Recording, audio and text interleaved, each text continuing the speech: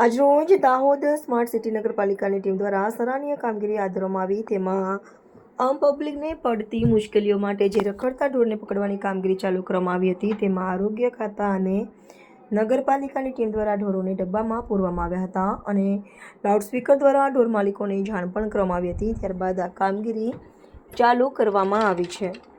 સંવાદદાતા દિનેશ પરમાર, દાહોદ શહેરમાં ઢોરોના ત્રાસની સમસ્યા અને ટ્રાફિકની સમસ્યાનો નિકાલ લાવવા માટે અમે આજ રોજ રિક્ષા દ્વારા અને સ્પીકરથી અમે તેનું જાહેરાત કરવામાં આવી હતી કે જે પોતાની માલિકીના જે ઢોર છે તે લઈ લેવામાં આવે અને જો તે નહીં લેવામાં આવે તો તેના દંડ સ્વરૂપે 2000 અને ફરી એ જ માલિકની જો હોય તો 5000નો દંડ આપણે રાખવામાં આવ્યો છે।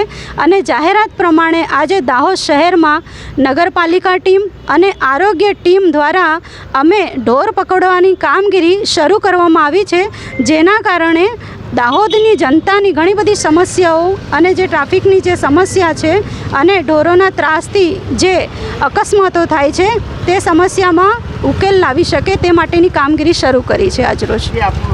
અંકિતાબેન ભાભોર, આરોગ્ય ચેરમેન। નમસ્તે મિત્રો, હું છું ચાંદની પરમાર।